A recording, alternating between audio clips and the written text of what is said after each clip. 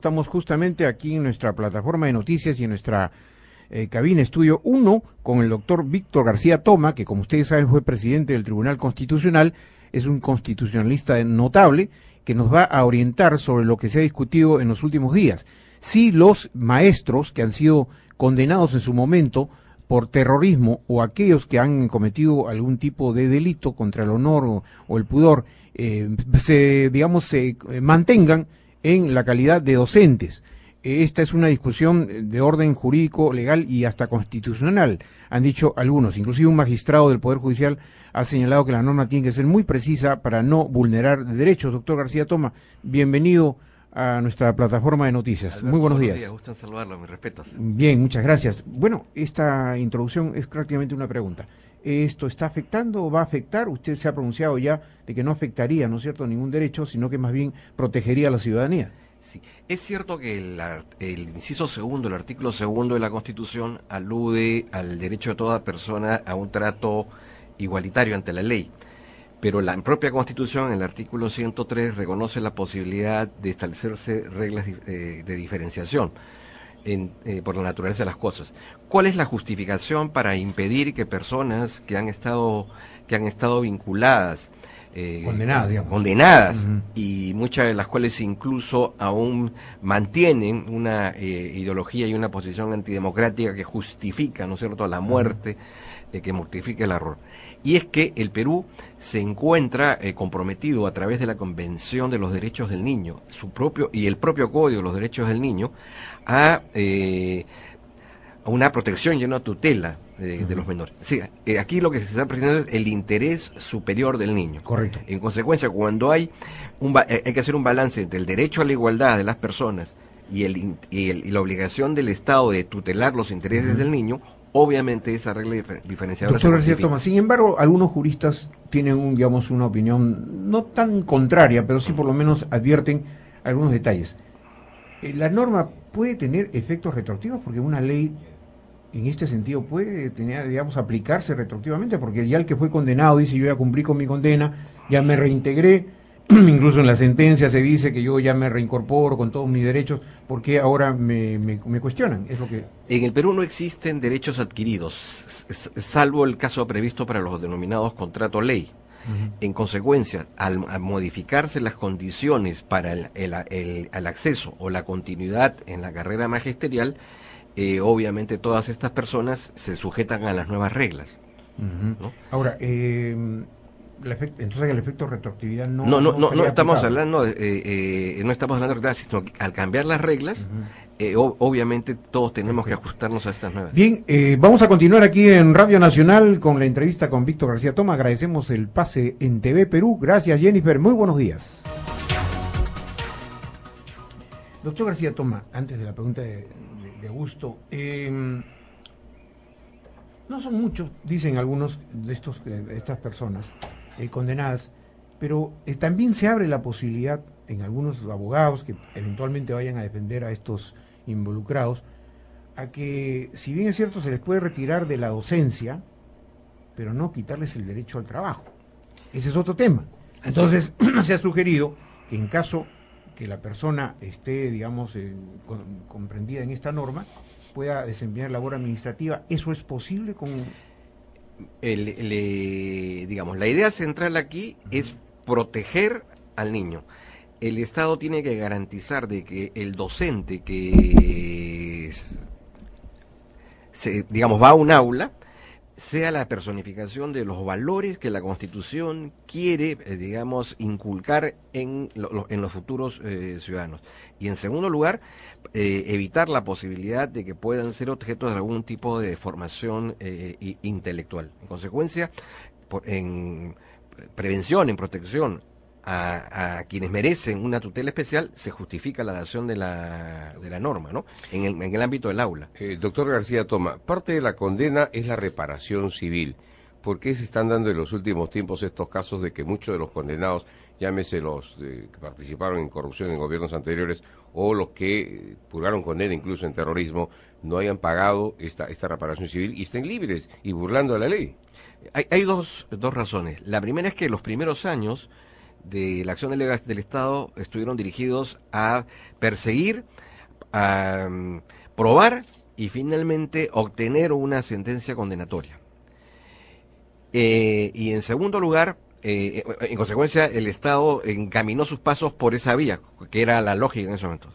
En segundo lugar, porque todas estas personas, de alguna manera, han estado tratando de encubrir, digamos, de proteger los bienes, en muchos casos mal habidos, y a través de testaferros han estado evitando el pago de esta reparación.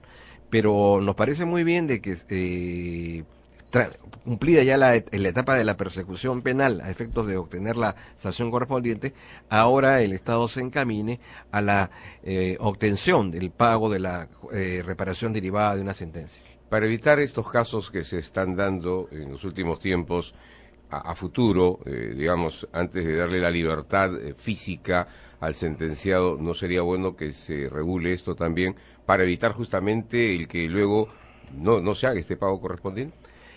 Diríase que tendríamos que insistir más bien en promover la sanción a los testaferros. Es decir, sí, porque ahora ninguno de estos señores tiene plata, claro, todos son pobres. Pero si llegáramos a demostrar que alguien ha prestado su nombre para esconder estos bienes, habría que actuar con ejemplaridad para que de alguna manera desincentivar este tipo de colaboraciones, ¿no? Ahora, obviamente que la situación política en nuestro país, y usted la ha vivido como la hemos vivido nosotros, ha tenido distintos tonos, distintos matices, sesgos, ha cambiado momentos, se reproduce de otra manera. Es decir, en este momento hay un conflicto bastante serio, desde mi punto de vista, es el conflicto en Cajamarca. Yo le preguntaba el otro día, estuvimos aquí con el presidente del Tribunal Constitucional, el doctor Álvarez, y le preguntaba si la actitud política del señor Santos es constitucional como parte de la estructura del Estado, porque él está en franca rebeldía con la estructura política del Estado, ¿no es cierto? Entonces yo le pregunto a usted, como expresidente y como constitucionalista, ¿cuál sería la forma de calificar la actitud del señor Santos? Está evidentemente en un abierto desacato a la Constitución. Santos ha roto las bases sustantivas de lo que es el Estado de Derecho al, de alguna manera, impedir y hasta incluso usurpar competencias que corresponden al gobierno central. ¿Qué es lo que se puede hacer, me parece, en el futuro inmediato? Lo primero es que no podemos seguir permitiendo que se reproduzcan casos como el de Conga, en donde hay una franca rebeldía de un gobierno regional ante los dictados en el marco de sus competencias del gobierno central. La legislación anterior tenía el denominado estado de intervención, que consistía en que cuando un gobierno regional, en contra de los mandatos de la Constitución, establecía una suerte de estado federal, digamos informal, como es el que hoy existe en Cajamarca, se suspendían las funciones de quienes ejercían esa autoridad y el gobierno central recuperaba, ¿no es cierto?, las competencias territoriales sobre esa región, culminando nuevamente con otro proceso electoral. Pero se está dando esta situación en estos momentos. Esa situación está dando, lo que no tenemos es un remedio para combatirlo. Y ya en otro plano, creo que no solo en Cajamarca, sino en el resto del país, está faltando una mejor articulación entre el Poder Ejecutivo y los gobiernos regionales y los locales. Y eso se podría solucionar rápidamente cambiando el rol de los gobernadores. Si el personero, el representante del Poder Ejecutivo es el gobernador no puede estar constreñido solo al tema de la tranquilidad pública, el orden público. Debería ser una suerte del gran coordinador, ¿no es cierto?, de las relaciones entre el gobierno central con el Ejecutivo. Para lo cual el gobierno tendría que preocuparse de tener 24, digamos, personas dotadas, digamos, de capacidad de liderazgo, de articulación, de coordinación, ¿no es cierto?, para que sean un nexo, digamos, importante. Digamos, en estos momentos los gobernadores son ninguneados, no tienen empoderamiento alguno, hay que empoderar a los gobernadores, cambiarle sus competencias, ¿no es cierto?, y establecer una relación muy directa, que sirvan de nexo o conexión entre el gobierno central y los gobiernos regionales y los gobiernos locales. El gobernador es el representante político, ¿no es cierto? Sí, pero es un papel muy limitado, y lamentablemente las personas que son elegidas no son representativas, ¿no? Además, a veces se limita solo a dar garantías, ¿no? Sí, esa es solamente una parte del problema, y creo que el tema es más de fondo, ¿no? Doctor García Tomás, para usted no es ajena también esta otra temática del Poder Judicial. Se acaba de cuestionar un fallo judicial en la persona de Javier Villestein y de otros 4 miembros de la Sala Penal Permanente de la Corte Suprema. Y ayer escuchaba al jefe de la OCMA, al magistrado supremo,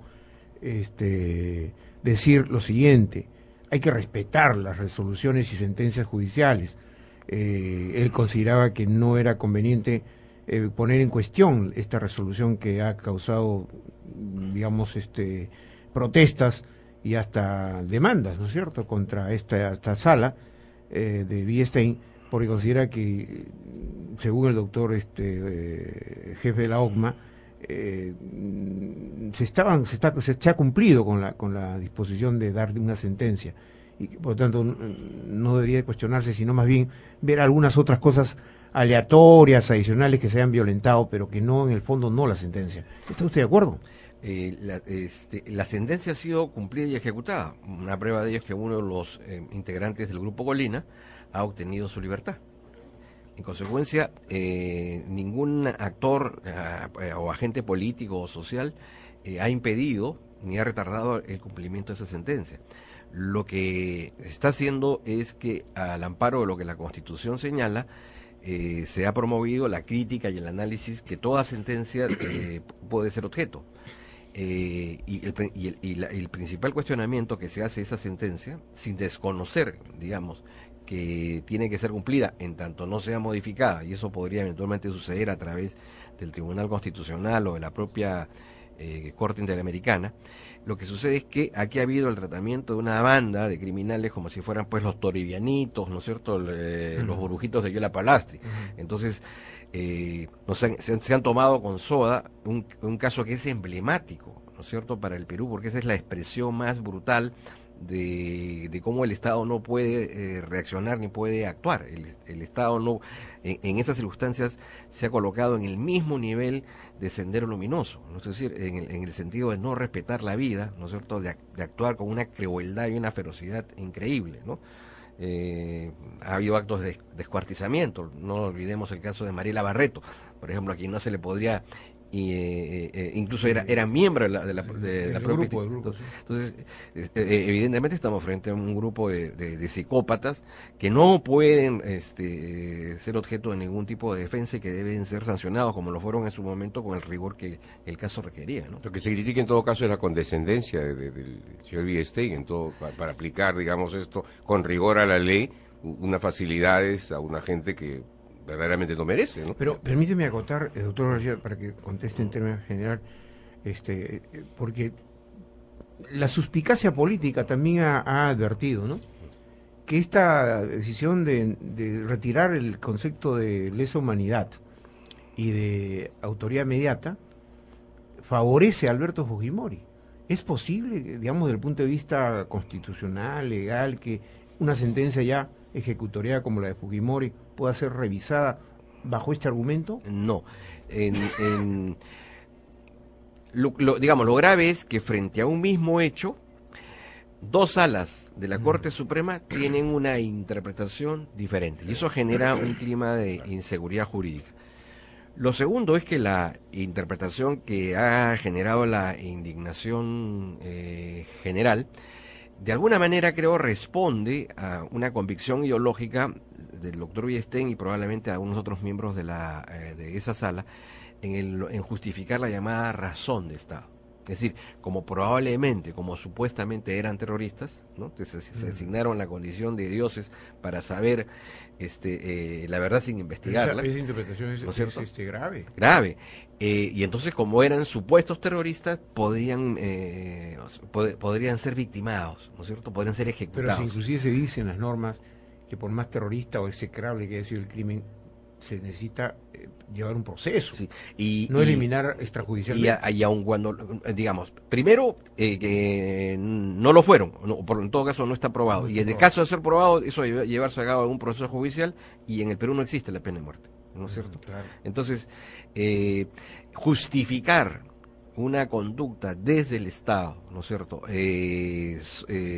so pena de la defensa de los intereses que supuestamente los representan, es una forma de interpretación, ¿no es cierto?, que obviamente violenta valores democráticos y que atenta contra el principio básico de toda sociedad, que es el respeto a la dignidad de la persona. Claro, o sea, supuestamente, según la interpretación del doctor Villestein, no es lesa humanidad porque no se ha atacado a ciudadanos que no tenían nada que ver. Claro, y como eran presuntamente terroristas, entonces ya la cosa pero como presuntos terroristas, no era tan grave, pero como presuntos terroristas tenían derechos también. No, aun cuando fueran terroristas, no podían ser objeto podían entrar y matarlos a todos. Exactamente. Pero digamos, la ideología creo que se esconde tras de esta visión de la llamada justificación de estos hechos, de estos horrendos, porque es una cuestión de Estado, ¿no? Para cerrar el tema tan importante de los derechos constitucionales, además quisiera destacar que el doctor Víctor García Toma tiene un libro sobre derechos, que yo siempre lo consulto, para ver si en alguna parte algunos de mis derechos se violentan, pero es un libro muy importante, tiene el título, ¿no? Los derechos fundamentales en Perú. Los derechos fundamentales en Perú, es un volumen que obviamente una alumna que ahora es abogada, que mi hija lo ha leído, igual que yo, a veces lo compartimos juntos, que dicho de paso le manda saludos. Muchas gracias. ¿No? Y que ahí se contiene. Por eso yo le pregunto, doctor, para ya despedir la entrevista, ¿los ciudadanos hemos tomado conciencia de la importancia que tiene el Tribunal Constitucional, las normas, estar apegados siempre a las leyes? Porque en nuestro país nos estamos acostumbrando mucho, ¿no? En medio de esta desconfianza colectiva, a desacreditarnos mutuamente y a no confiar ni siquiera en los jueces. Sí.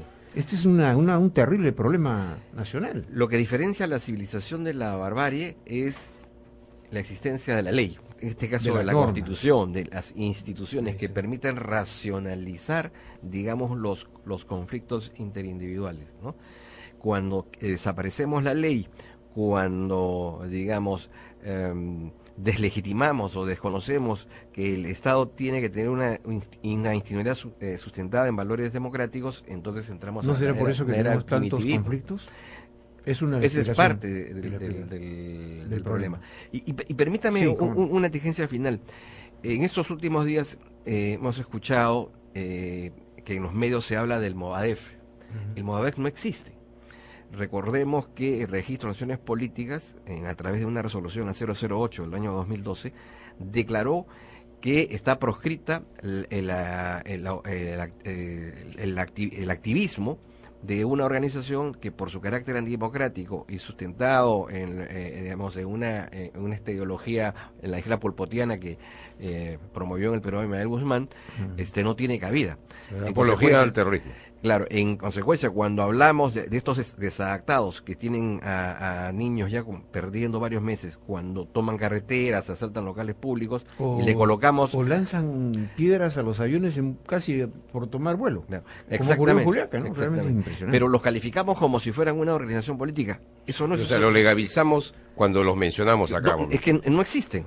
Jurídicamente no existen. No tienen derecho a la participación política. En todo caso es una banda de desadaptados, ¿no? Bueno, pónganle el nombre de una banda, pero no pueden ser calificados como una organización política que tenga presencia en el tejido social. Ha sido un honor conversar con el expresidente del Tribunal Constitucional, un jurista notable como es el doctor Víctor García Toma, autor de muchísimos libros del orden jurídico, que nosotros los periodistas que no somos abogados, una de las cosas de la gran frustración personal que tengo, mi querido Augusto, es que yo no logré una aspiración, ser abogado. Pero ustedes dos se sacaron el clavo con sus hijas. Ah, sí, pues. Entonces yo la verdad es que aspiro algún día antes, ¿no?, de abandonar esta tierra, por lo menos que me digan abogado. Así que seguiré estudiando, voy a tratar de postular nuevamente de seguir derecho. Doctor García Toma, para nosotros aquí en Radio Nacional siempre será un gusto tenerlo presente. Gracias, Alberto, gracias. Muy amable, muchas gracias.